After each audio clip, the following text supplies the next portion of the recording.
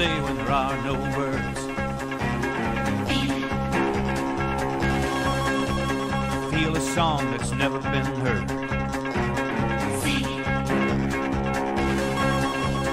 How do you know when you hear the call?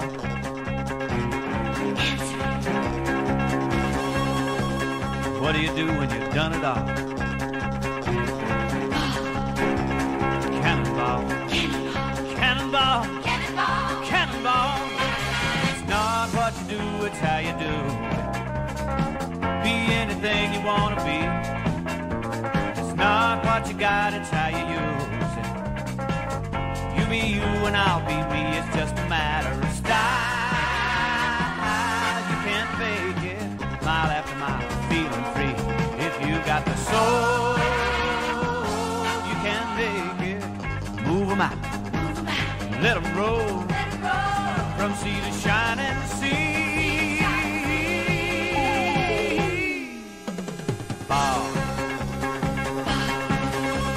cannonball. What do you do when the mountain is there?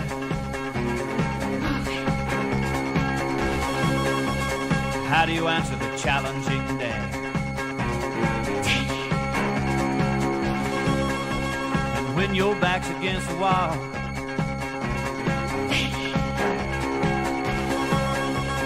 what do you do when you've done it all? Cannonball, cannonball, cannonball, cannonball. It's not what you do, it's how you do. Be anything you want to be. It's not what you got, it's how you use it. You be you and I'll be me, it's just a matter of style. You can't fake it, mile after mile, feeling free. If you got the soul, you can make it.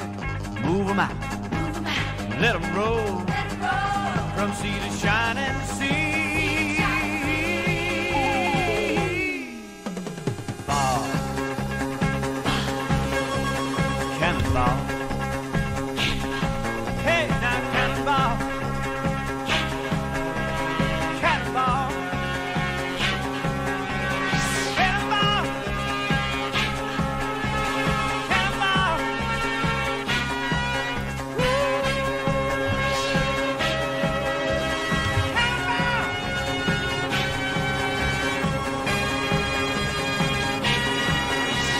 Yes, indeed. Good afternoon, ladies and gentlemen, mothers, fathers, daughters, sons, brothers, and sisters. This is the Apex Online Racing GT3 League Season 11, round number 6, here at Sakitto in Japan. My name is King-Kodiak, and I'll be one of your commentators throughout this evening's race. Joining me in the commentary, Joining me in the commentary box and in control of the cameras, it is the Lord God himself. It is Yorkie. Hello, welcome once again to another stream. Going to be another fun, interesting and exciting race. Very much looking forward to this one, and it's nice to have you back again, King-Kodiak, although I do also miss Fizzy as well. It's a great pleasure to be back in the combox for Tier 1. Those wondering where Fizzy is, he's had a visit, or has a visit from his brother, so he doesn't have a private space to commentate, so he's handed the reins over to me. We have got 20, or we've had 25, it's now down to 23 already. 23 drivers joining us for this Japanese track, this driver's favourite, absolute classic, known by many fan of motor racing. I am looking forward to this. What are we thinking? What's going to be favourable here? I'm wondering whether the Lamborghinis are going to have such a good time here. It will be interesting to see, yeah. I'm not entirely sure. I think the Lamborghinis might actually be quite good here, because it's actually it's an interesting track for downforce, because the first section is quite suited to having a high downforce setup, and then the second and third sectors are quite a bit more sweepy and more top speed based, as we see Villabos coming through the final turn, through the long sweeper, and he'll be the first person to start a qualifying lap here in this 10-minute qualifying session. But yeah, it'll be interesting to see how well the Lamborghinis perform. especially in comparison to some of the other cars. I think the majority of cars in the grid are actually quite evenly paced in terms of straight line speed. There's nothing that like really properly stands out heads and shoulders above the rest. Awesome. So we are indeed watching SRI Villalobos coming through the S's, then heading up the hill through Dunlop Curve, heading towards the Degners, on board on the nose of the roaring Z4. Now, I will ask chat if to highlight any particular problems that may come up. My rig was upgraded over the weekend, and this is the first Project Cars 2 stream I have done since. So do please point out if the stream suddenly dies or any particular problems. Hopefully not. The testing I've done has not come up with any problems so far. Villalobos then heading towards Spoon, then a little bit. Can we get the speedo up, please, Mr. Yorkie? We can indeed. Thanking you.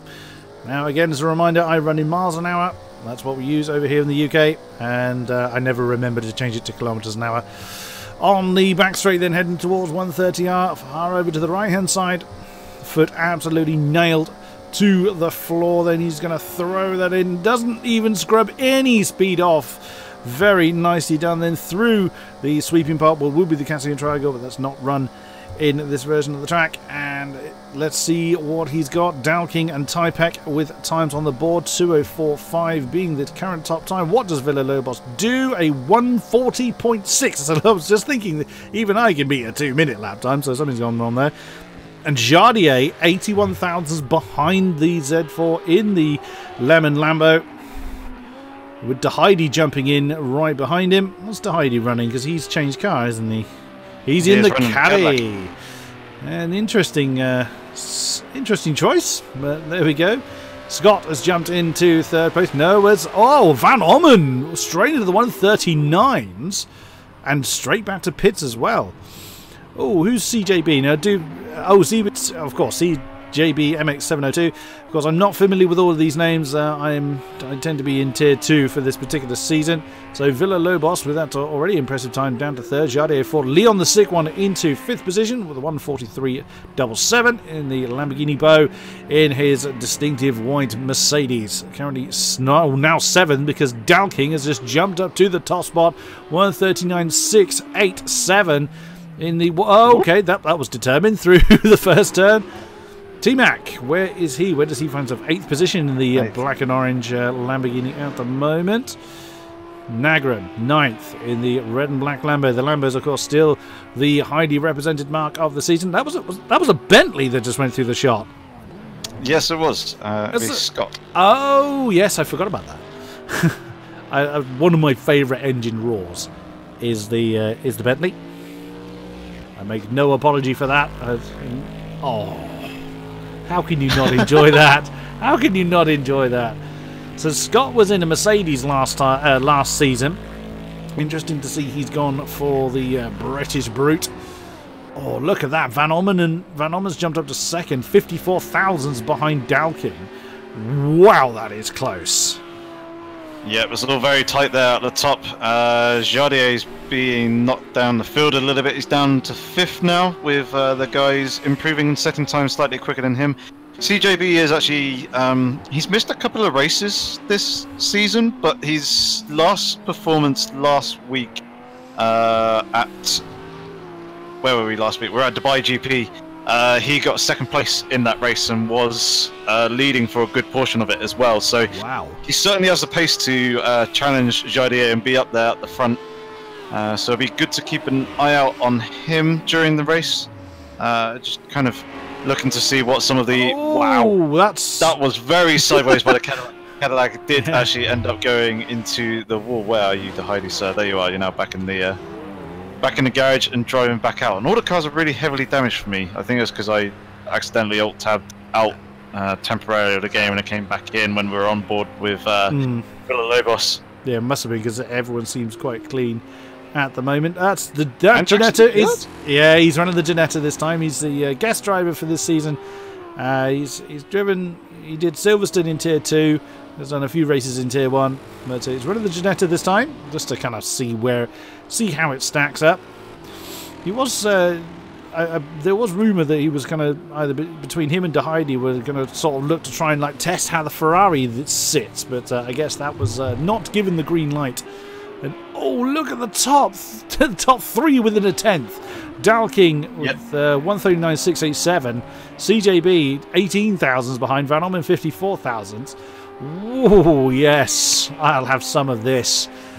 It's going to be driving this race, 1 hour race long here at Sakitto, and already we're under 2.5 minutes left of quali. Yep, not long to go. I was going to say CJB has just popped himself between Dalking and Mr. Van Orman there with that time. Jardier is somewhere out on track. I believe that he's probably on a flying lap at the moment as he comes through the second part of those ignoresses before going left in the two. This very fast sweeping hander that goes up the hill and kind of the car goes light as it goes over the crest there. Doesn't seem like there was any issues for Jardier as he's pressing on, looking to try and better his current lap time. Coming through, jump on board with him as he comes down the hill past the lake there on the right hand side, as you can see. And this is the alternate start finish line for a couple of the other variations that we have here at Sakitto before coming into the very fast sweeping left-hander here that resembles 130R somewhat before coming into a completely flat-out final turn that drops down over the hill. Avoid those curves on the inside. Oh, get the nose to turn in! Yeah, he's coming across the line now. What time is he going to set? He improved in time. He improved in time, but not position. 139.9. He's still in fifth, and he's dropped. He's thrown it in the wall. So Jardier will start no higher than fifth place, as we have less than a minute to go. So anyone that isn't out there will not have time to get an out lap done and get on a time lap. Anyone that is on a time lap will have a chance to finish it, and anyone wishing to start one has got 45 seconds in order to get their time lap started. Dalking is in the pits. He will not improve from where he stands. That is how the timings currently sit. At 139.687, still our pole time. CJB coming out of Spoon Curve onto the back straight, heading towards 130R. Who's ahead of him? That's Andrex in the Ginetta, getting out of the way. Should just about make it. Flat out then through 130R. We actually saw when we were riding on board with Jardier this sweeping section. Oh, and you saw the tail just go light there. It can be a bit of a wrestle to just get the nose to bite through that particular section. What does CJB do? Does he improve? He does not. He remains in second, but he does have time to complete that lap if he's got the fuel, and he looks pretty determined coming into turn one. Wow, that Lambo looks very lively under braking.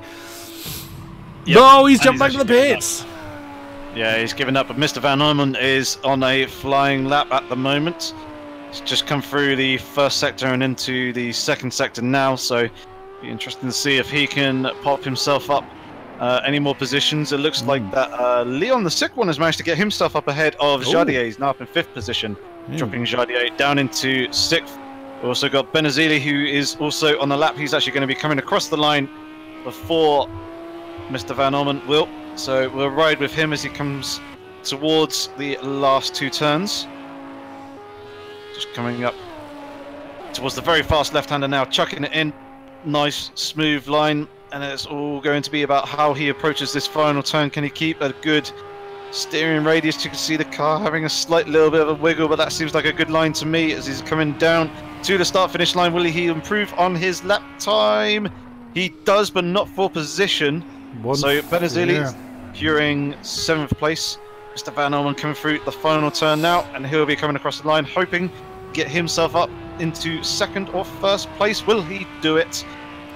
Answer is he does. He gets the pole time by 7,000ths of a second. Oh, wow. Well played. 139.680. Is T-Max still out there? Is he? He just crossed the line. Oh, we didn't see how he did, but whoa, it is close. Van Orman then taking the pole time, 139.680. Dalking 2, CJB 3, Villalobos 4, Leon 5, Jardier down in 6th. Benazili 7, Rodders 8, Bo 9, Nagram rounding out the top 10. The only car to break that Lambo dominance is indeed Villalobos in the Z4. Then it's That's true. Yeah, Bo's in the I forgot Bo was in the Merc. Nagram 10, T-Mac 11, Dakuza 12, Daheidi 13th in the Caddy, Gamasuki 14, Typek 15, Lewis T 16, Scott 17, Adalexis 18, JK 19, Andrex in the what was he in again? He was in the Janetta towards the tail in 20th. Then it is 2 Desert Pack in the Audi 21, Shooter in the M6 22, and Zal at the tail of the field in the one and only Porsche. Excellent. So we're just doing our usual 2-minute preparation period where the guys will just double check their setups, make sure that they've got the right setup actually applied to their car, and also have their pit strategies sorted for any pit work that they want done in their mandatory pit stop that they will need to take in this race. And once those 2 minutes are up, potentially sooner than that, we will be underway with our manual formation rolling start lap. Indeed. So when this 2-minute period has elapsed, or when everybody has readied up, Van Almen will, once the 5 lights have gone out, Van Almen will lead the pack at 80 kilometers an hour, beg your pardon, 120 kilometers an hour, 80 miles an hour, through until Sector 3, that is soon after Spoon Curve, and then the 2x2 line will be reformed where the speed is reduced to 50 miles an hour, 80 kilometers an hour, till they get back to the start finish straight past that sweeping bend that replaces the Casio Triangle. And then it is any point from the acceleration zone, which is essentially the beginning of the wall you can see on the right hand side. At that point, Van Almen can floor it to signify the beginning of the race. Yep. And we should be getting underway relatively shortly. It's interesting to see we've actually got Zhao in a Porsche. I can't quite remember if he started the season in that car. I haven't really seen too much of Zhao on the last few previous races. But it's good to see a little bit of variety on the grid. And he's also picked a rather nice livery as well. So here we go then with the start of our manual formation lap.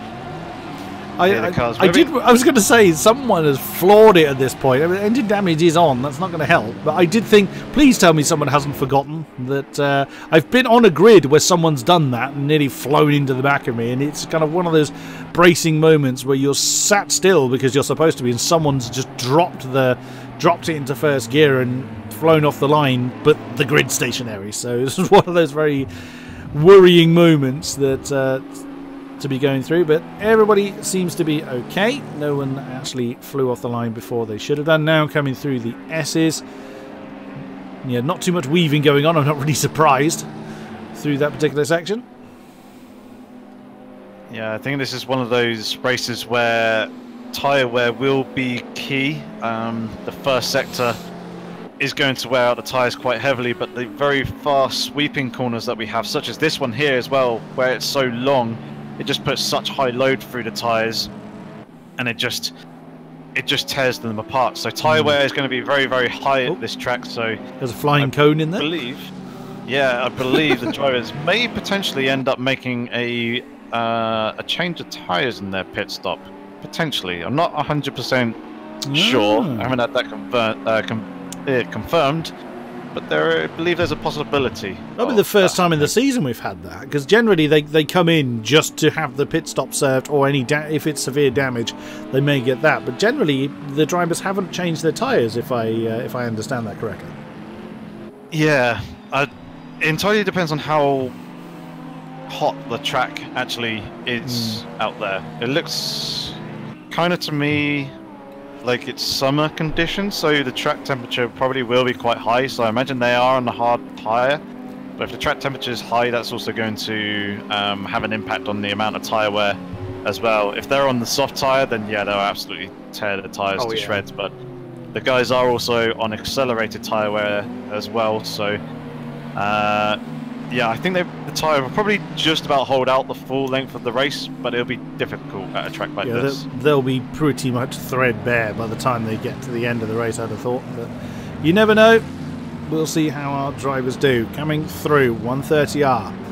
The 2x2 line reformed, as you can see. The odd numbers on the right, evens on the left. On board with Leon. See the M4 on the left of Villalobos. And directly ahead is CJB. And the white and pink Lambo of Dalking. Great effort from him. And of course that stunning effort from Van Ommen put him on the top spot. So at any point you can see where the pit wall starts there. We're now in the acceleration zone. So at any point from here... Oh, big pardon, is that over? That's that bridge bit over there. Now Van Ommen can floor it to signify the beginning of the race. Everyone's itching, particularly CJB. He really wants to get on with it. Oh, Van Ommen's taking his time. And there he goes. We are racing in Sakitto. CJB's had a great start. Dalking's caught a little bit napping. Villalobos goes to the outside to try and make a move there. You see the green Lambo coming through. That is, I think... Oh, who's that? That was Leon. The second one. Yeah, it's indeed. Everybody seems to be doing okay. No one's flown off the road just there. There's Rodders with Bo directly ahead. Everyone seems to be behaving themselves. No one off onto the dust. Everyone's made it through. So far, so good. Yep, we're riding on board with Rodders at the moment down in the low position, getting a nice action shot here with the guys as they sweep through this first sector.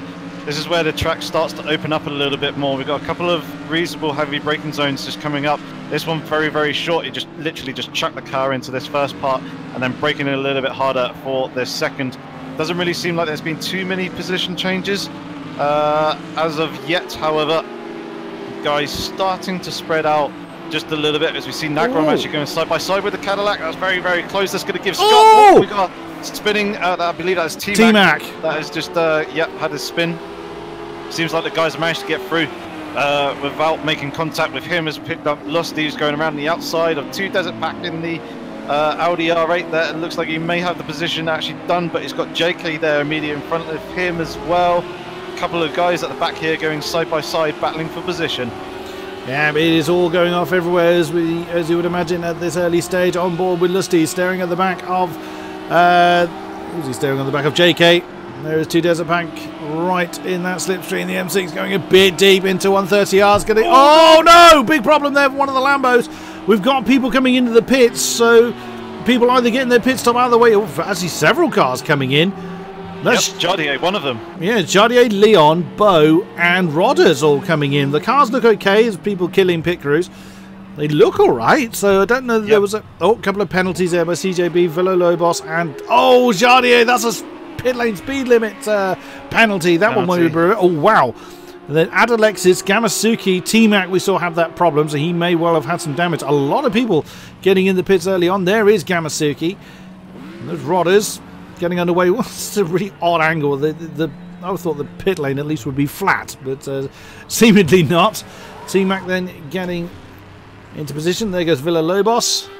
Jardier then out in 19th place, but of course he's now served his mandatory pit stop. It's a risk serving it that early, but we've seen it done before. We've seen DeHeide put that to very good use last season when he was running the Z4, but we'll have to see. Scott in 8th position, then right behind the aforementioned DeHeide.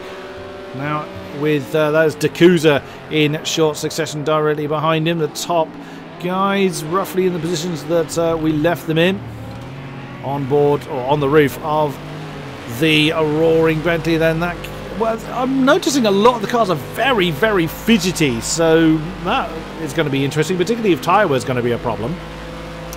Yep, certainly, and they want to avoid as much of that moving around as possible because that's just going to add to the tyre wear. It's interesting that a number of guys have pitted early. Obviously they haven't taken tyres, because if they were going to take tyres at this point, it's they got a very long way to go in the race on that one set of tyres. We've got Dakuza in the pit lane as well. Yep. Yeah, we've lost one already. One of our early pitters has gone. Shooter and Nagram bringing their cars in as well. I'm trying to identify who it is that we've lost. I'm never really good at doing that. Such a terrible memory of the best of times. CJB still on the back of Dalking. Then that's so the white and pink Lambo did indeed get up to second position. Van Ommen hasn't been able to stretch off too far into the distance, but to be fair, he's got that 1.5 second lead. You can just see him going through the darkness. There is the bright yellow Lamborghini. CJB had a terrible lap last time. He lost 4 seconds. And Jardier is... Jardier had a penalty before. Sorry, I just saw his name pop up and it popped up red. But of course he had that 10-second penalty for too much speed in the pit lane. He will not be happy about that. Now coming through, heading towards Spoon. CJB keeping the pressure on Dow King. It's one of these things. It's a long way to go. Do you pressure early on to try and get the track position, or do you just kind of sit back and take your time? Wow, Van Holmen is having a great old time there. Villa Lobos with Benazili in short succession. And Zal's got his name on the penalty board now in 13th place in our Porsche. That's a 2-second penalty for him. So this track is catching a lot of people out, but it is a very technical track, so it's not entirely surprising. Yeah, there's a couple of places where you can kind of use the grass a little bit to your advantage. I think it's going to be turn 3 is probably that main point where the drivers like to take a little bit off the inside, and obviously if you catch a little bit too much there, you could end up with a slowdown. This is the turn 3 that we are just approaching there now, and you can see a couple of the guys just in front of us, Dow King and Mr. Van Orman, dipping their wheels onto the grass, and that's actually pulling the dirt and dust onto the circuit as well. You can start to see that starting to form on the track. As the race continues, that is going to build up even more. That's going to make that section of the track very, very slippery, and that's going to be an interesting factor for the drivers to contend and deal with as well. Yeah, absolutely. CJB staying in at striking distance of Dow King. There is Scott now in 7th position, chasing Typek in the bright green Lambo, coming under the bridge, then into the cut through. You just saw Benazili go out of the shot. Over the crest, then coming through the right-hander, heading towards Spoon once again. 2.5 seconds behind Scott is JK. There's definitely going to be very much a race of patience, this one. There's not an awful lot of major braking zones, no massive overtaking opportunities. So this is definitely going to be a race that tests those that can just keep the pressure on and force the mistake more than those that just go for the mighty moves under braking. Andrex now in 11th, behind Lusty in the M6. That's 2 Desert Pack you can see just ahead. So there's battles still to do. Oh, flash of the lights there. Now they were talking in Discord actually that an indication that you were about to pit. Announce it on Discord and flash of the light. You see Andrex has backed off. I would imagine the M6 is about to come in. And there he goes. Along with the Audi just ahead. It actually looked like Lusty was nearly about to pile into the back of the Audi there. Such is the nature of the pit lane entry. It's right on the racing line. So if you're unaware, you will catch somebody out. Scott has also come in the Bentley. You can hear him roaring away. There he goes. So short stop for him. So that's what the flash of lights was for. Is anyone nearby to indicate to them, I am coming in, don't be too close. And there is Scott going to reappear. Jardier going to go through into 11th. And the Bentley slots behind him, just ahead of that battle there. That was Deheidi and Dakuza, I beg your pardon. Oh, wow! That's one way to do it. And he kept it going. I think that was lag. I think that was more lag than Dakuza actually getting that much of a slide and that much of a tank slapper on. But it was impressive. It was very impressive. And I think there probably was a little bit of a slide there for Dakuza. So very well held to you, sir. Well done on holding. That is not a Red Bull, sir. Although fair play for holding that. That was brilliantly done. Yeah, definitely. But I was going to say, Scott has actually benefited from the Heidi and Dakuza pitting earlier, because he was between the two drivers previously, and now he's actually jumped out, and there's about 1.5 seconds over the Heidi now, and relatively close to the back of Jardier as well. I think Jardier has lost a lot of time in his pit stop. He's quite far back from Leon the Sick One, and Leon the Sick One and Jardier were relatively close just before the pit stop. There's what, 6 seconds or so between them, isn't there? Yeah, indeed. Yeah, 6 seconds there, 9 seconds between Leon and Zal. It's interesting. I'm surprised the field is actually as spread out as it is so early on. That's quite unusual. This isn't so spread out though. Nagro onto the back of Lusty, and just a couple of car lengths behind as we come up the hill towards the 130 up, past the Ferris wheel there on the right hand side. As we go through, Nagron backing off a little bit low. That's Lusty going round and into the wall. That's going to be a big impact for him. Hopefully he can get himself back and underway, and hopefully he hasn't sustained too much damage from that. But I'm pretty sure that his car's going to be feeling a little bit more worse for wear, as it's at a Lexus, I believe. Yep, coming through. Yeah, Lusty going straight to the pits to repair any damage that he picked up there. That was very unfortunate. That was a shame, just a little bit too wide, and found less traction out there on the rumble strip, and round he went. Gamasuki chasing 2 Desert Pack in the Audis coming through turn 1. There's so much sideways going on, and not all of it very successfully, as we've already seen. And we're only on lap 7 of this race then, as the 2 Audis then come into the S's. Oh, someone either found neutral or missed a gear. There was a sudden lot of revving there. You don't really want to be revving too hard through the S's. You certainly don't want to be spinning the wheels. Now on the exit there, heading towards the Deckness. Gamasuki kind of minding his own business there, but Tupac will be well aware that he's there. Into the Dagnus. 2 Audis. Of course one's a Lambo. I should have recognised the engine tone. What am I talking about? I don't comment. They've both pretty much got the same tone. Same engine. They're both screaming, that is true. Yeah, it's just a different exhaust layout. Through the... I think that's actually called 200R, that turn 12.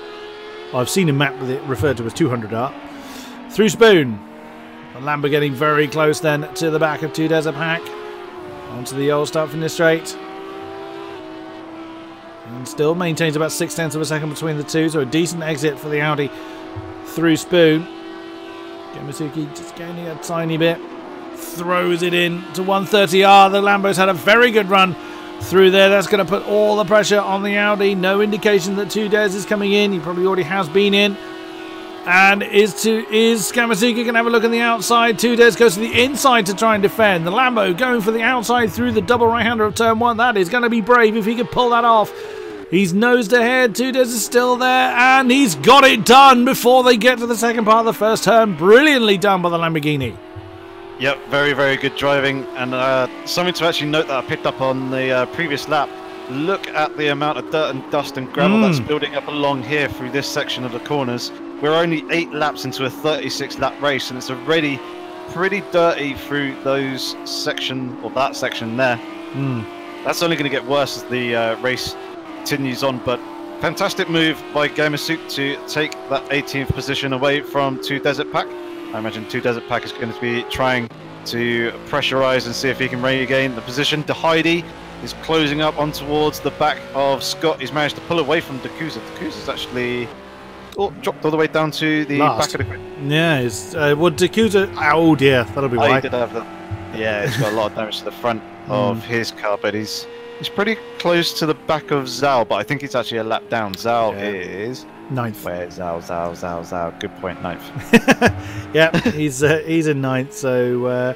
I mean, he will, if he's quick enough, he is allowed to unlap himself, but he must not hinder the car that he's trying to unlap himself from. Yeah, you were mentioning the kind of dirt effect. Now, pre-upgrade on my rig, I haven't been used to seeing that visual effect, so because I'd have to put my graphics settings through the floor. Now I'm actually able to see that. Yeah, the S section, the track is looking very, very kind of dusty brown. It's going to be it's going to turn very much into a rallycross. And there it is again. You can really see that very distinct brown, dusty line then on exactly where the cars want there to be traction, and that's not going to help them at all. Rodders staying within striking distance of Nagran, 3.5 seconds ahead of Shooter in 15th position. Oh, I'll tell you who might be under a bit of pressure pretty soon. I'm looking at the lap times up front. It's, well spotted. It is Van Ommen. There's the lead. That has come down a little bit. Oh, within the same 10th of a second. 41.7s being set, and only being set by our lead pair of Lamborghinis. So fair effort then from Van Ommen and from Dalking to maintain that. So where is Chardier? Actually, Chardier is in the 41.9, Leon 41.8, as JK brings his car in from 7th place. So we're seeing decent pace, but the only ones in the 41.7s are... Oh, Benazili has managed a 41.7. CJB's in a 41.6. Oh, 41.6, so he's actually won a little bit quicker than those two guys. Leon, the 6th one's actually done a 41.8 as well. He's actually closing up on the back of Zhao, and Dakusa has managed to get past Zhao now. Yeah, he's unlapped himself without doing a knock-on and has managed to do it cleanly. Indeed. And Leon right under the rear wing of the Porsche now. JK's going to come out around about 13th place. So it's dropped him down a fair way, but that is the nature of the beast. And this is one of these really awkward moments where you've got the pace but nowhere to use it. But you can see Zal just, whether that's the effect of the... Oh, well, there you go. He just understeered completely off, catching a big bit of dirt there. And just nothing for the tyres to grip and just understeered straight out of the way of the Lamborghini. So Leon there now up to 8th place.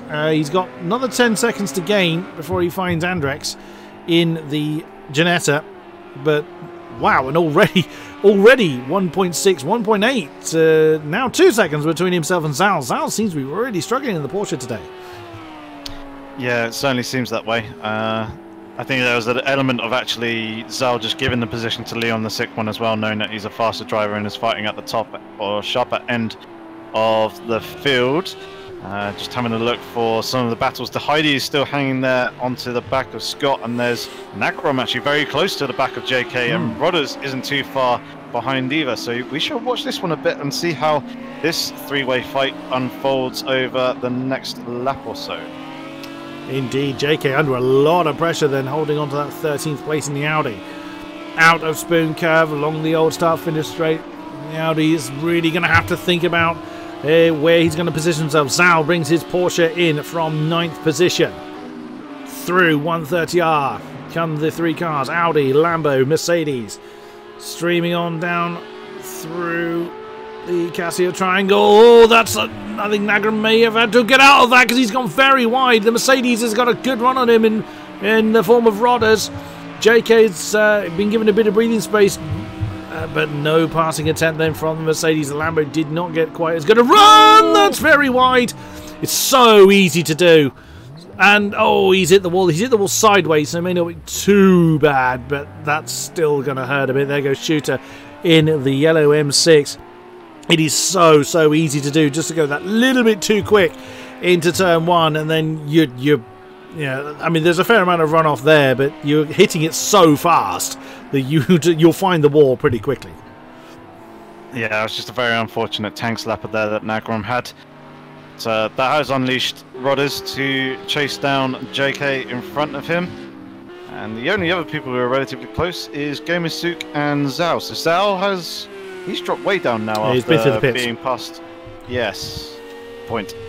So yeah, Zal's now dropped back down to the lower points positions. Up there in 18th, but he has made positions off the start. Yeah, because he was last. At the very back of the field, yeah. Oh. So good effort by him so far. Oh, Jardier 141.3 there in 9th place. So that's a fair effort there. That's our lead pair, Dalking and Van Orman. Our top 5 cars, all 141, mid 141s. 41.6, 41.5, 41.5, 41.8, 41.7 from Van Orman to Benizili. And the only other 41s are 41.9 for Leon, 41.6 for Jardier, was 41.3 last time around. So still quite a few people with quite a lot of pace to find. Van Orman, again, when you're a driver that's got someone that's fairly close to you, you can't just ignore them. It might be very easy just to... Oh, you have got to concentrate on your own lines, of course, but it's very easy to kind of forget that there is someone in striking range. And again, one mistake from Van Orman, and he will definitely have Dalking to really deal with. Rodders on the back of JK now. And just look how twitchy that Audi is. Just no grip through that section for him to find. Oh, and tail of the Mercedes then getting lively as well. Quite a few people getting very sideways at various points, mainly through Sector 1, which is the twistiest part of the circuit. Wow, they Audi very sideways then on the second deck then, now into the cut through. The uphill then over the crest. Car goes very light, but they're still fairly straight at that point. Now coming through turn 12, Rodders, he's gaining a little bit on the Audi. Not going to be close enough to make a move into Spoon. It's not a big enough braking zone there. And again, you can just see how the Audi's getting really sideways under braking. Now through. And Rodders has definitely gained through Spoon Curve. Now to the old start finish straight. JK's had a decent exit, but Rodders has had a better one. Into 130R once again. kicking up a bit of dust. It's not really going to help you. And Rodders didn't get a great run through 130R, but this is where you really need it, and that's very deep for JK. A decent run then for Rodders. Is he going to get the momentum coming into turns 1 and 2? He's having a think about it. He makes himself known. He's still gaining on the Audi. Who's going to be the last of the late breakers? And no, he doesn't go for the move, but he's right under that rear wing. JK's got a lot of work to do to keep that charging Mercedes behind. Yep, he's very, very close. Getting a decent run there down that back straight and onto the start-finish straight there. You can see the guys clipping the inside grass, which is bringing all this dirt and dust and just adding to it here through this section, as we've been talking about in the last couple of laps. You can also hear it churning away in the tyre wells as well.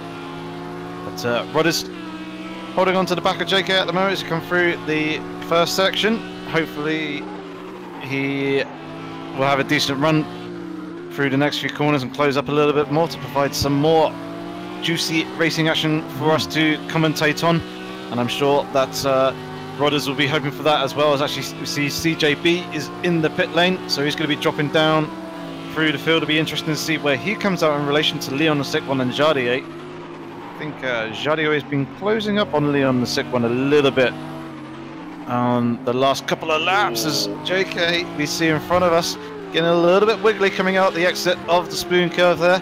It's giving Rodders a very, very good run, picking up a slipstream now, and JK is actually going defensive. This is going to force Rodders to go to the outside through 130R. This is going to be very brave if he actually goes for the move. He does, and he kind of backs out. Just about tucks in underneath the rear wing of JK there. You can see getting very, very close to the rear bumper. Who's going to get the better line through? Oh, JK clipping the curbs on the inside. That unsettled his car a little bit. That gave the advantage back to Rodders again. But Rodders is once more on the outside, coming down towards turn 1. Will he be able to outbrake and sweep around the outside, or will JK holding up the inside? He's doing that. He's going defensive. This is very, very good racing between the two drivers. Very, very fair and respectable. Both of them managing to survive the 2 turns as well. And JK holds off Rodders for now.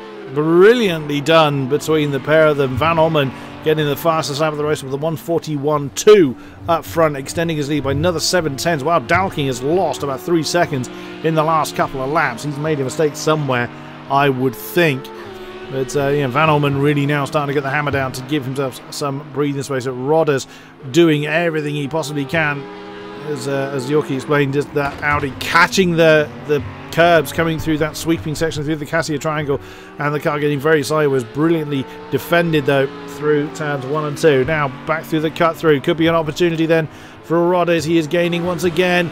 And again, good positioning there by JK. Is Rodders going to dive on the inside of Spoon? No, he thinks better of that one.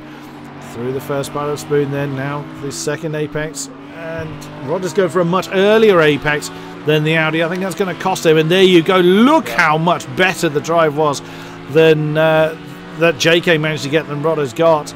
So much, much better drive. And that is going to put pay to Rodders having another attempt. He didn't fancy being sideways again. Or side by side coming through 130. Oh! No. An identical problem to what we saw from... it was D'Couza that was sideways and straight into the pits, unsurprisingly for the Mercedes. He was almost following the actual tyre marks on the floor to try and copy the move. Just, yeah, a little bit too wide, no traction out there, and round he went. Yep.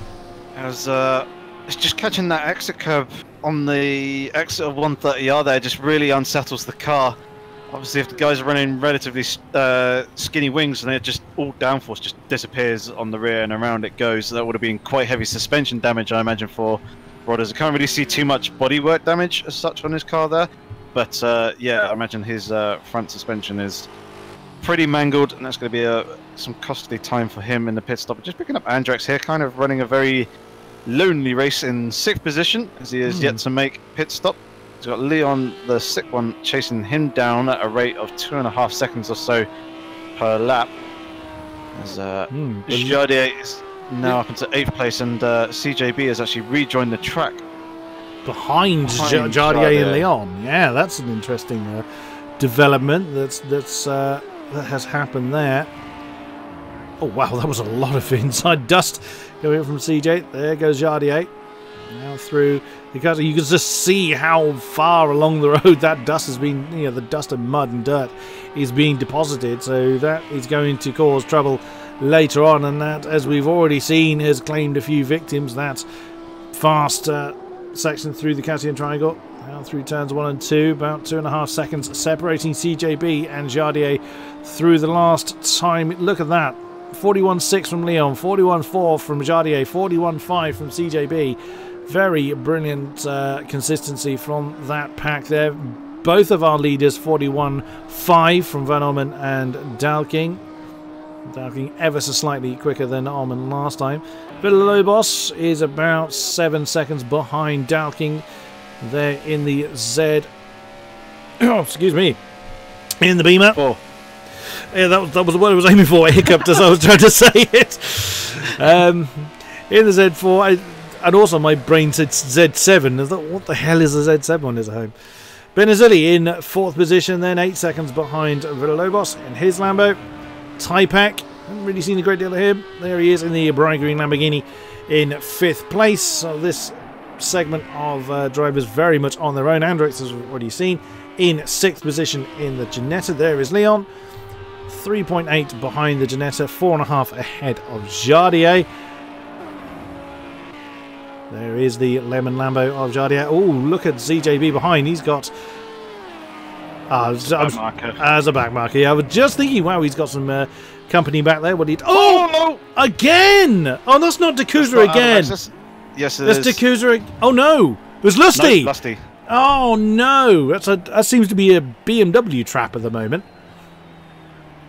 And yep, unsurprisingly, straight in. There goes Scott. Scott's in 10th. There's the Heidi in the very distinctive Cadillac. What's the lap times, interestingly? De Heidi 42.3, 42.8 between himself and Scott. So De Heidi closing in a little bit, but he was much closer than that last time we looked at him.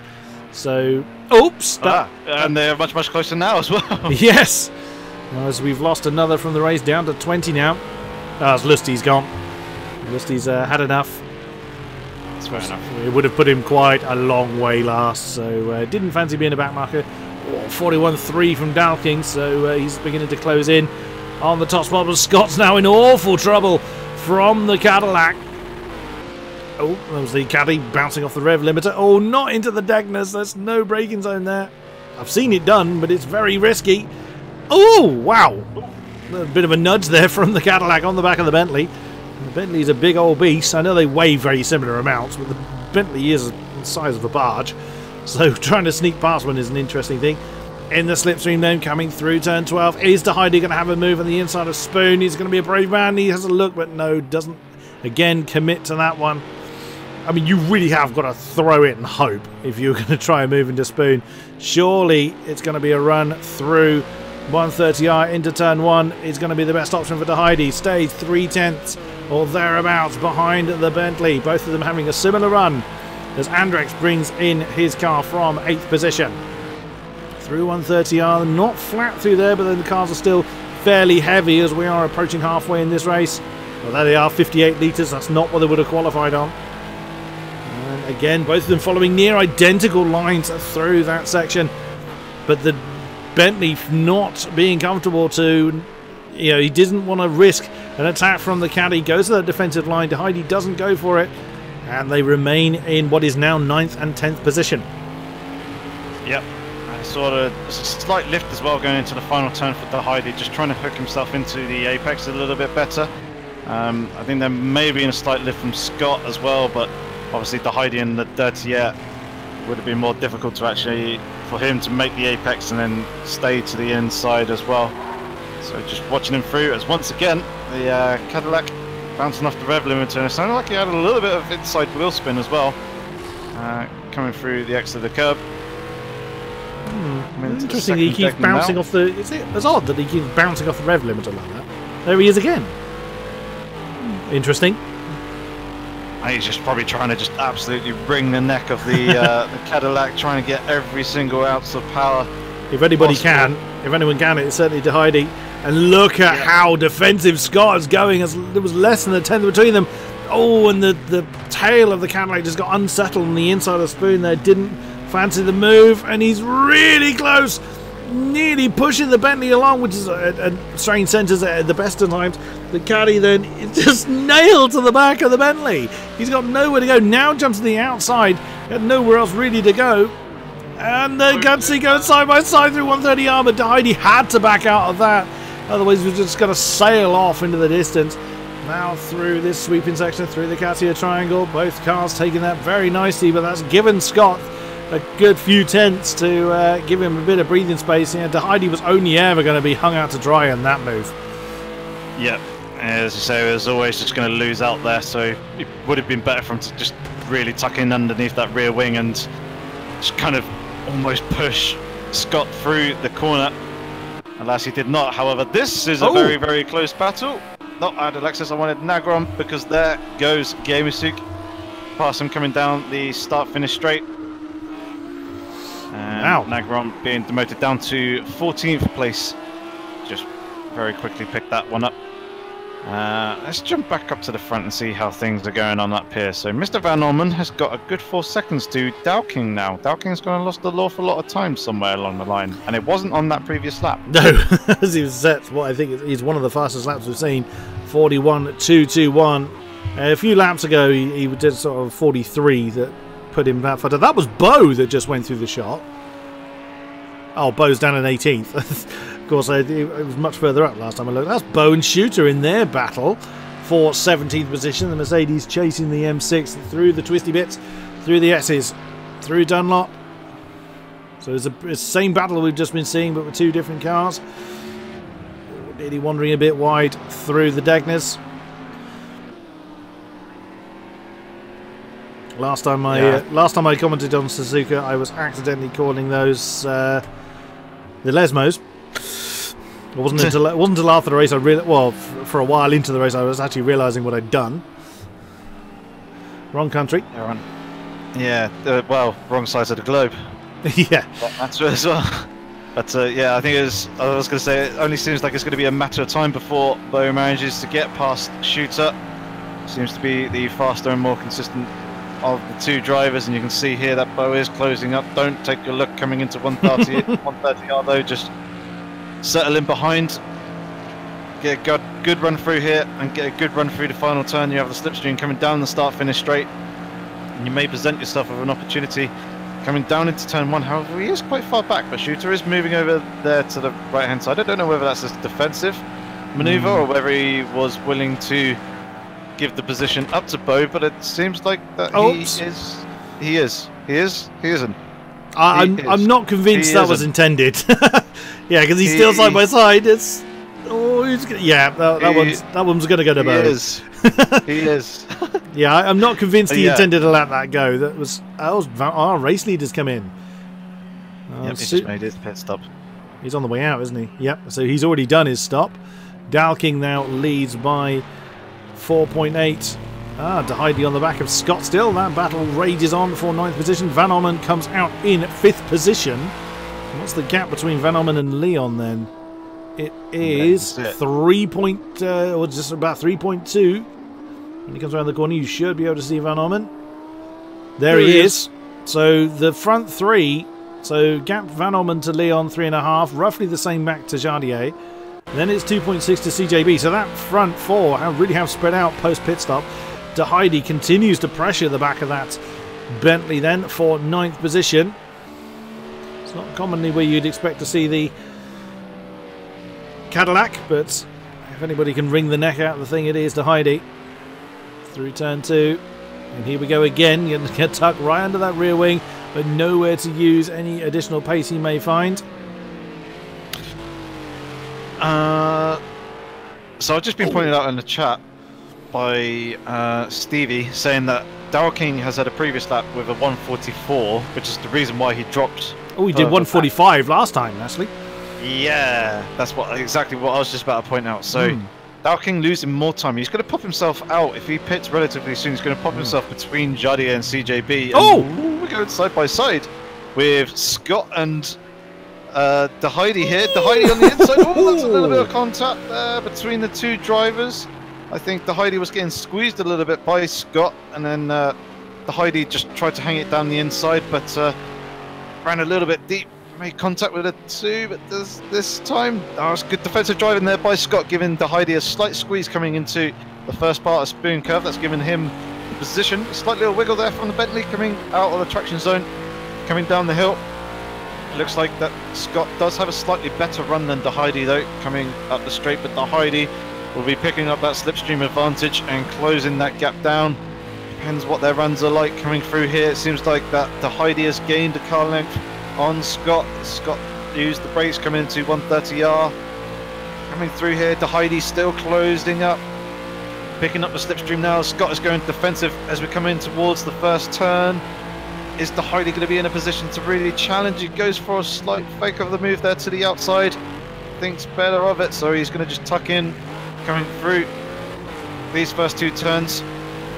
He's going to have to follow him through this first sector as well, because there's no real overtaking opportunity through this switchback S section here, unless the driver in front of you makes pretty drastic error. You can see DeHeide is very, very close to that rear bumper. The Bentley slightly tighter to the apex, coming through the turn there. Doesn't look like he's going to have the run this time that he had on the previous lap to come through side by side through the 2 Degners.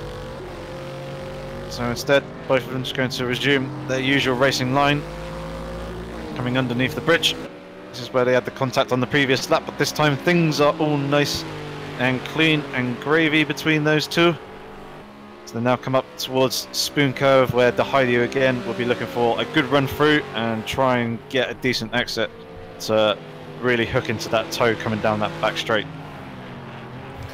Indeed, Scott's heart must be up in his mouth, because DeHeide has been looming there for so many laps. He's already looking to get alongside the Bentley way before they get a 130R, but again DeHeide finds himself on the outside coming into 130R. Is he going to back off and try and cut underneath the Bentley? See what he does. That was what he went for, but Scott parked that big Bentley on the apex and prevented DeHeide from completing the move. Now coming through the cut through DeHeide. He went too tight. I thought that's what he was going to do, but he manages to hold it, only losing a couple of tenths. Brilliantly defended there by brilliantly handled there by DeHeide, keeping that. I mean, that could have gone horribly wrong. Those curbs are pretty vicious if you catch them, and you're catching them at absolutely full crank. So yeah, that could have gone very bad for DeHeide, but well held, and yet again that battle continues, only 2 tenths apart. Yep, very, very close between the 2. Very good positioning by Scott as well on the defense. Hold the 8th position that he currently has.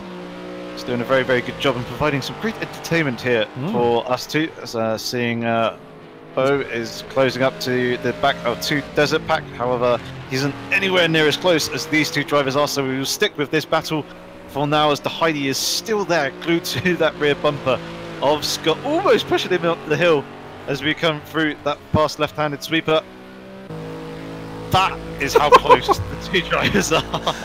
You could literally strike him. You could have a match on the front of the Cadillac and strike it against the back of the Bentley. They're so close. DeHeide going for a better line on the exit of Spoon, but he didn't get to the outside line quick enough to be able to pull that one off, and that gave Scott just a couple of tenths. But here we go again. DeHeide now not compromised coming into 130R. He is gaining slowly but surely on the Bentley. Both of them taking similar lines. The Bentley's had a very good run though through 130R. It's going to be through here that's going to be just as crucial. DeHeide really wrestling that caddy through that Cassia triangle, and Scott very nicely handled to come over the line. Another 41.2 up front. Dalking this time. Where is Van Orman? 41.4. So Dalking is leaving his pit stop much later than the rest. There's no particular there's no requirement as to when you take your pit, as long as there's 1 racing lap, I believe, after the pit stops happened. I think that's correct. You can't finish you can't finish the race in the pit lane, basically. Yeah, that is correct. You can't pull a Schumacher and finish the race whilst in the pits. So as long as you leave the pit lane and then see the checker flag at least once more, then that's absolutely fine. Look at the lap times, first to 7th. 41.6, 41.9, 41.2 by Benazili. Very nice. 42.1 from Typek, 41.4, 41.3, 41.5. Oh, Van Orman, that's pushing very hard. He wants to get back. Wide. Oh, and Typek, it's going to be running very wide, but manages to hang on to that. That turn getting very, very dirty. Through a lot of dust being kicked up there. Yep, I think Mr. Van Orman could be potentially getting a penalty here for that, because he hasn't backed off anywhere coming down along the straight. Obviously, Typek in front of him is not really battling for position as such, as Mr. Van Orman has made his pit stop. Typek, I believe, hasn't. So I mean, it's more just, he'll just take and absorb that penalty and just try and hold the gap to Leon the Sick One, who's behind him. Just coming back to this battle. Oh, Heidi again, catching the curve. Very well held once again, sir. That is what those curves can do to you if you clip them too hard, as King-Kodiak was saying. Just really unsettles the car, so that's going to set him back a number of attempts. So I have to watch and keep an eye on the lap times over the next couple of laps to see if the Heidi does have the pace to actually close back up onto Scott and continue to really mount and pressurise for that 8th position. We're seeing a lot of people channeling their inner Red Bull. In a Red Bull, rather. It's, there's a lot of sideways. Oh, Van Orman! Oh, dear. I was expecting Typek to be a bit quicker than that, unless Van Orman's just getting very frustrated. But Typek is perfectly entitled to defend. As you can see, he's gone to the defensive line, and then, oh, now switches back to the racing line. Don't come back over to the left. You've already made your defensive move. Van Orman's going to have the inside for 130. Oh, and that was a tiny bit of contact there as Typek tried to maintain the racing line. Van Orman, I think, is getting very, very frustrated, but Typek is perfectly entitled to defend the line. He may well be in a different strategy, but that is still his track position. Van Orman getting a good run. Typek going for a defensive line now, goes back to the racing line, giving Van Orman the inside for the first 2 turns, but we've seen it happen, defending on the outside, coming through the first 2. Bit of door banging going on. Van Orman now up into 4th. He's 15 seconds behind Benazili in 3rd.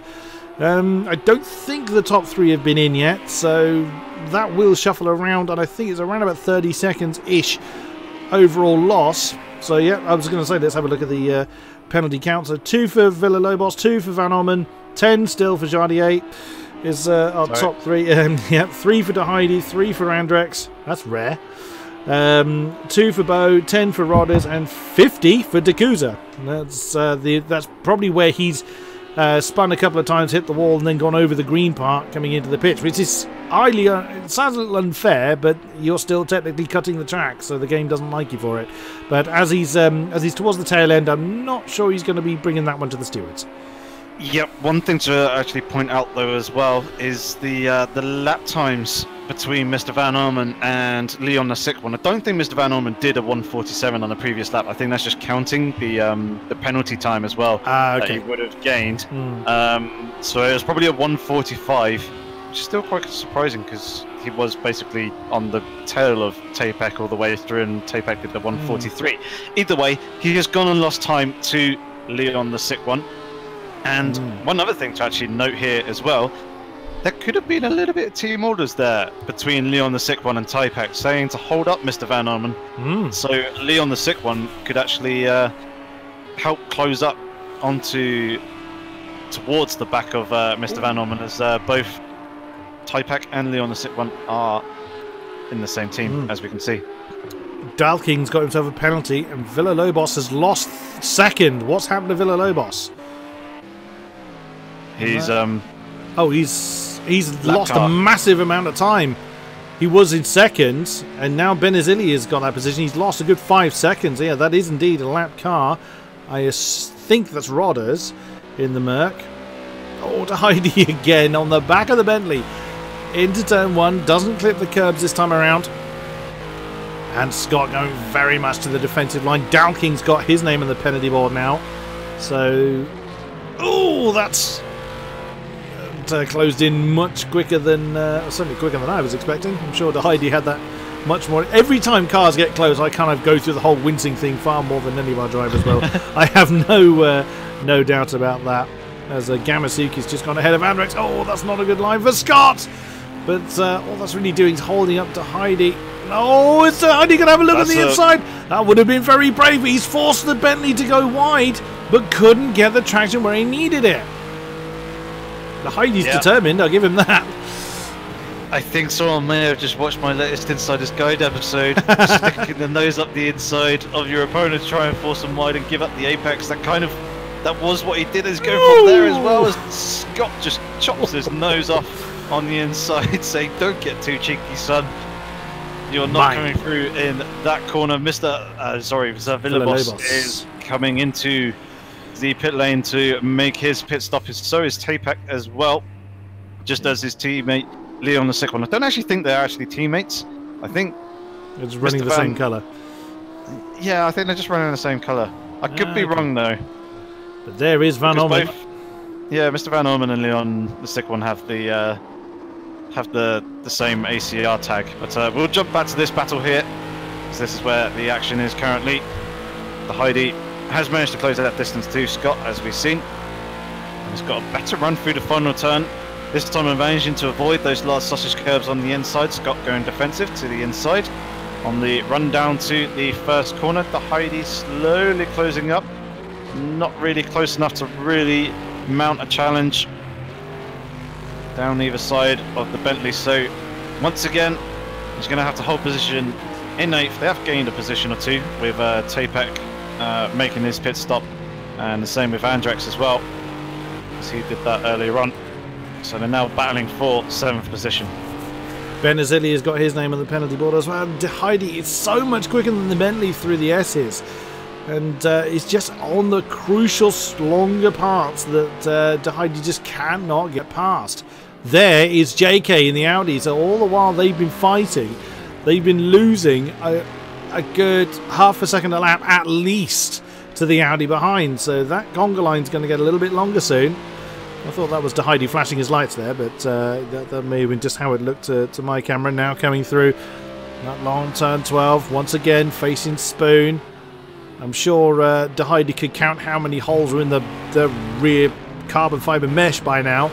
He's been staring at the tail of the Bentley that long. He's had, again, a fairly decent run on the exit of Spoon, but so has Scott. But Scott not risking it, going straight to that defensive line. De Heidi getting into the slipstream.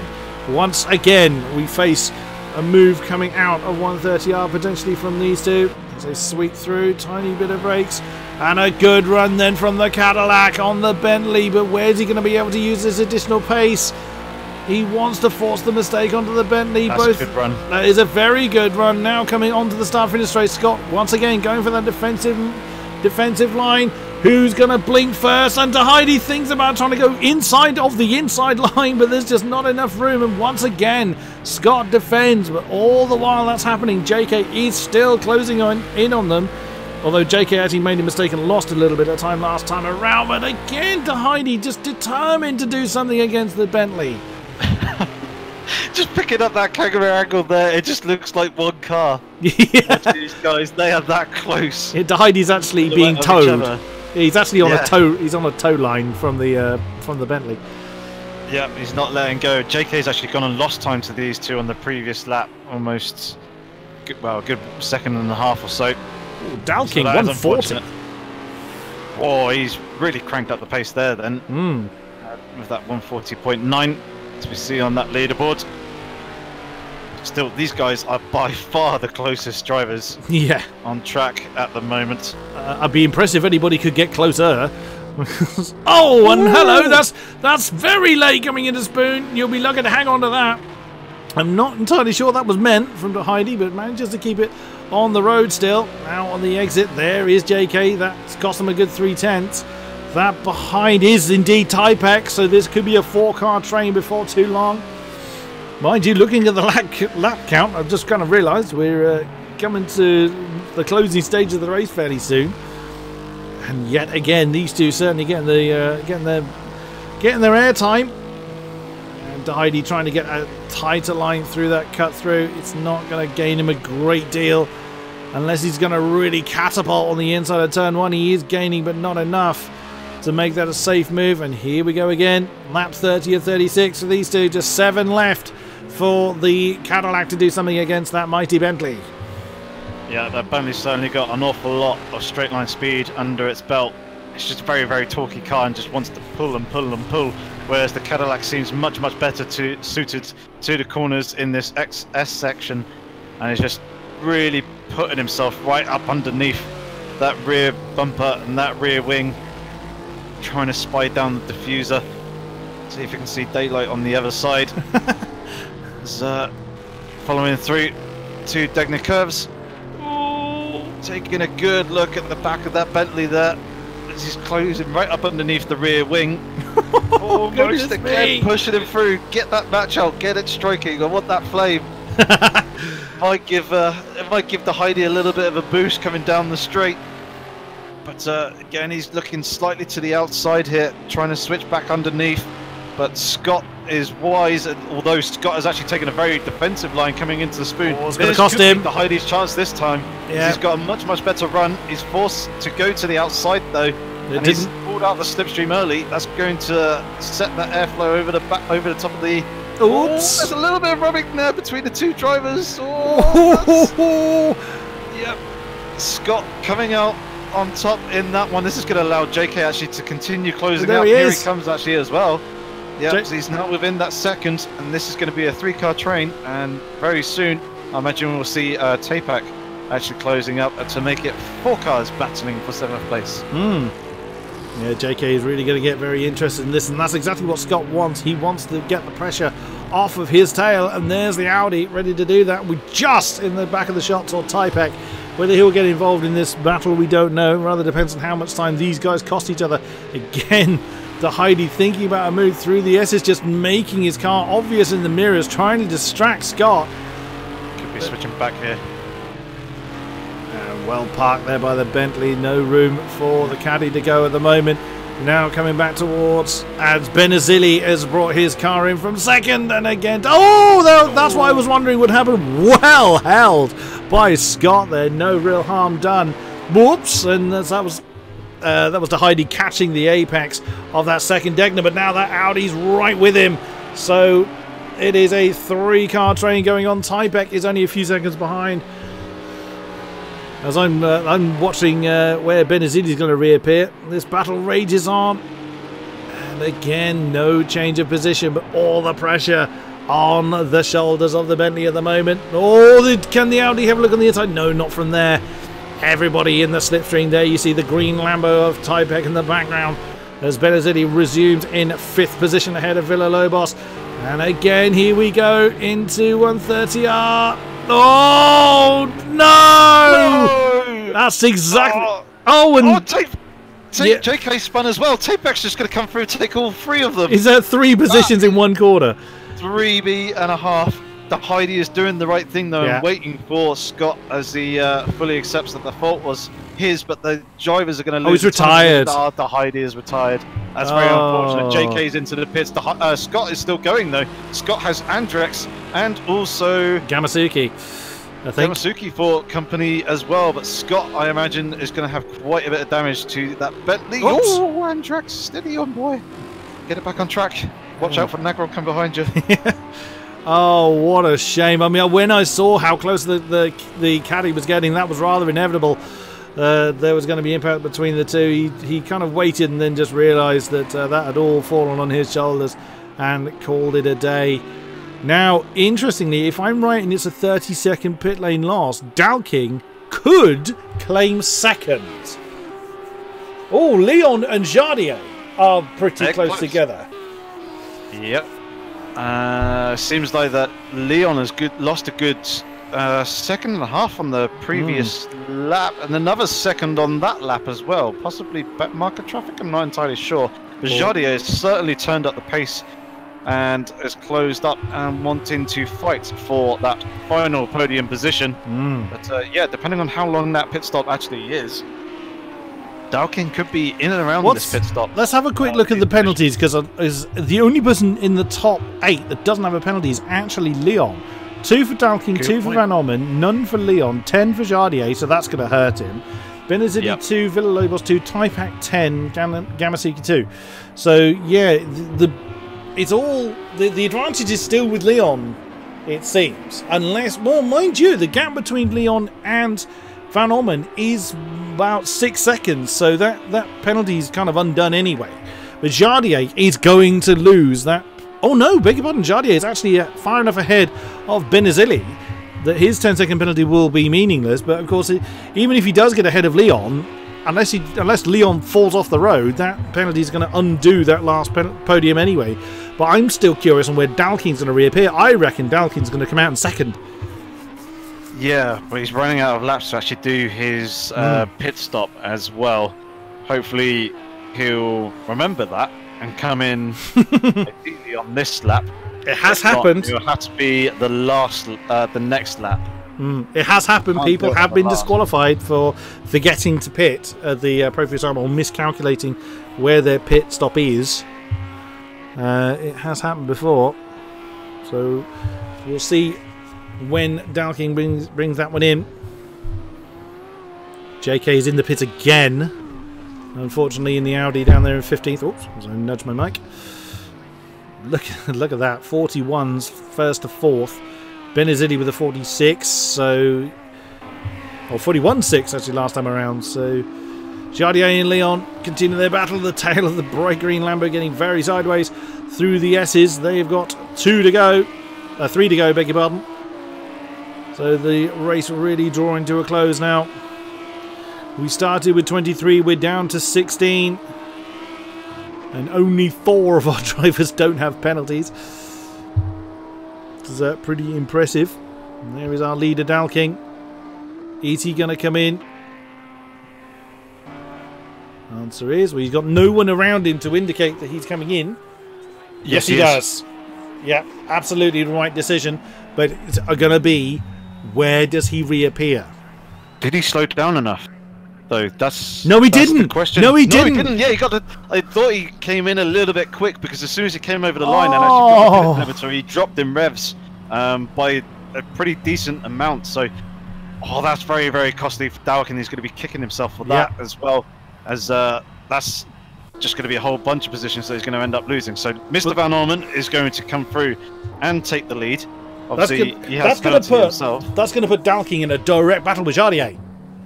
Yep, and Dalking's coming out. Going to lose the position to Jardier and Dalking. There they go.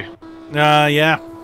Benazides coming through the final turn, so just over 30 odd seconds, probably about 33, 34 odd seconds. I think was probably the pit stop time, depending on how much work the drivers actually get done to their car, if at all. Yeah, I was closer. Look at that, Leon, Jardier, Dalking, within a couple of seconds of one another on track. Of course, penalties will completely shuffle them around.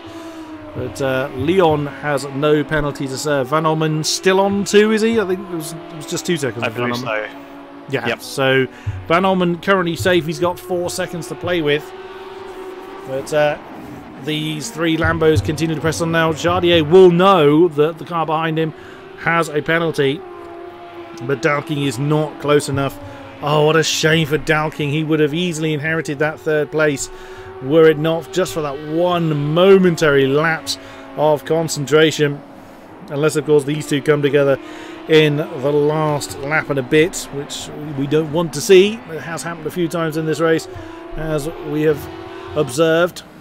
There is Andrex. Bo for company. Nagram on the back of Scott. Scott has managed to get himself back up into 9th. He has. I thought he lost more positions than that. No, he did. JK must have pitted. Yeah, he did.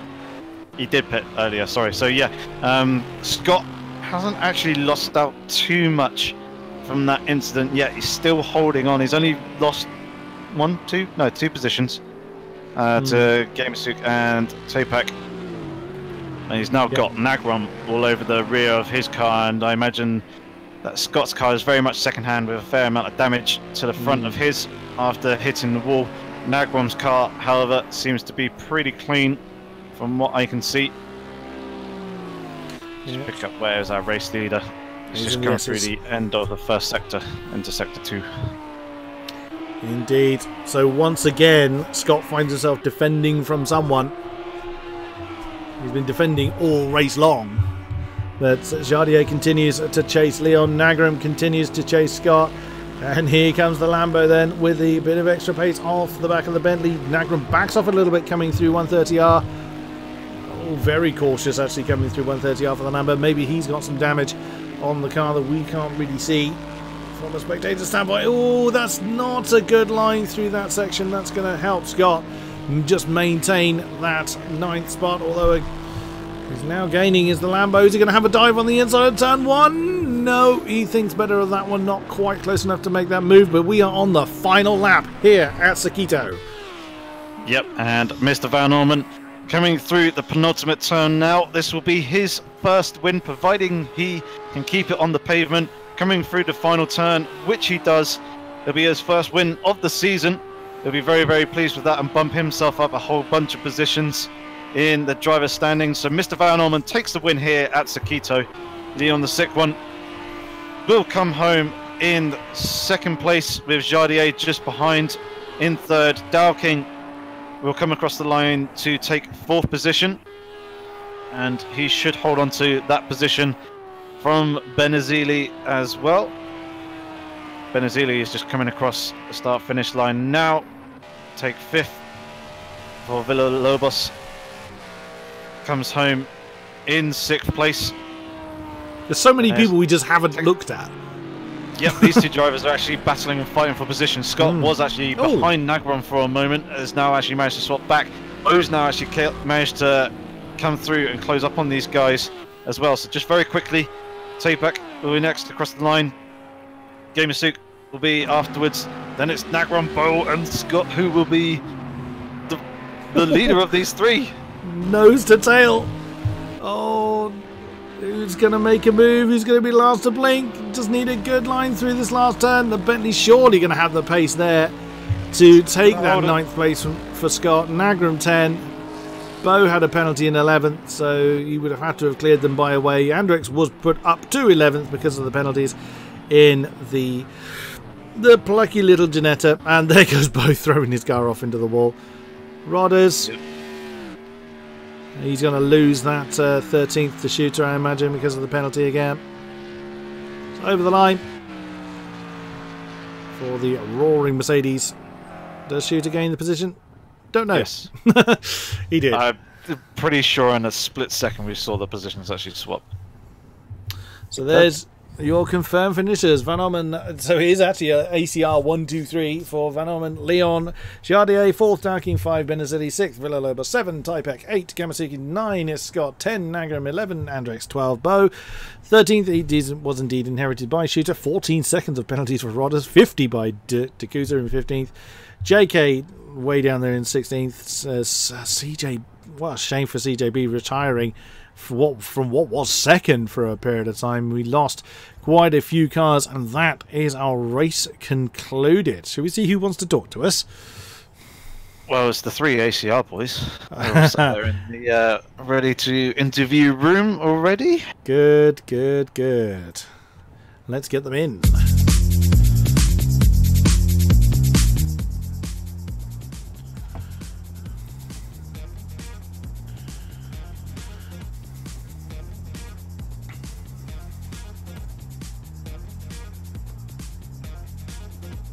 Oh, and Andrex is in there as well. Let's grab them all over. And, oh, Dowking as well. Let's grab him as well. Right. Hello, everybody. Hey! Howdy. We've got to talk to our race leader first. Van Orman, you must be a very happy boy. Finally, it cost me 3 seasons to actually manage to get a win. I'm really happy. First ever. Yeah, it was first ever. AOR. Wow. Yeah, well, in this season, in the GT3 leagues, yeah.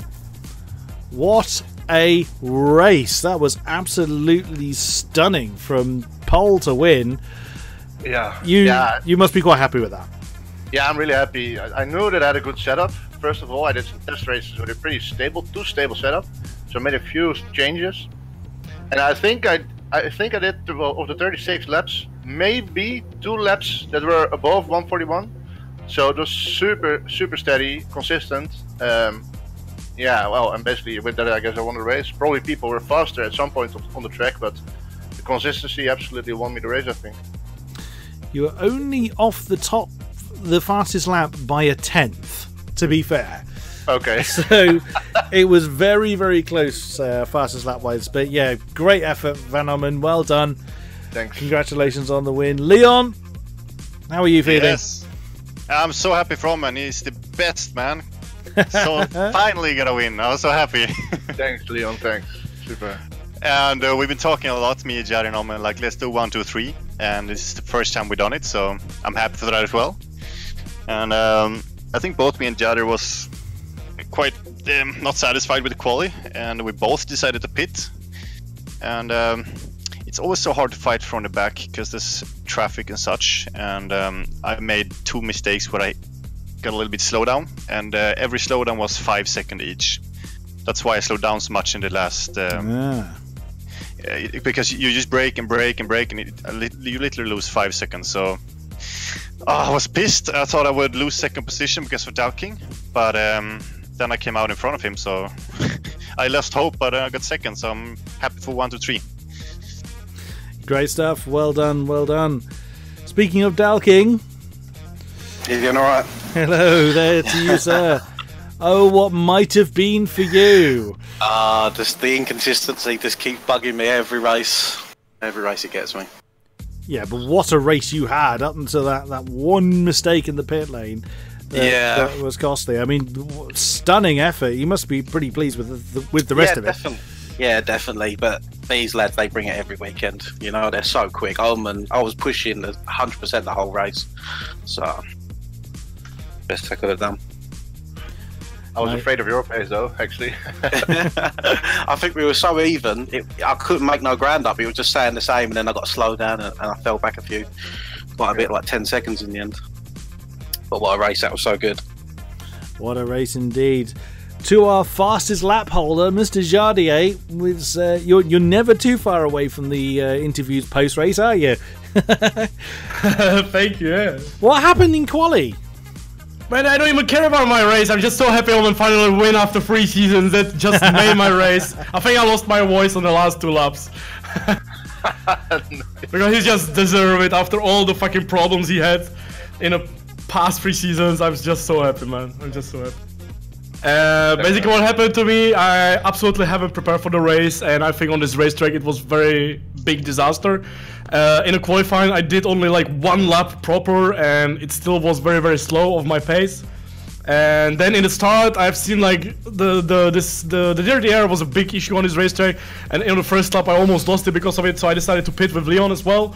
And I was a little bit too wide in the pit, and I almost crashed Leon, just went into the wall almost, and got a 10-second penalty there. And then first time after 3 seasons, my engine stalled in a pit, and I lost another like 5-6 seconds. And after that I was just trying to risk a push, and I was just hoping I will not get any slowdown and any penalties. And I was just like, you know, for the last laps I was hoping what will be the difference after everybody will take the pit stops. And somehow Dalking probably did the same mistake as I did and got another 10-second penalty.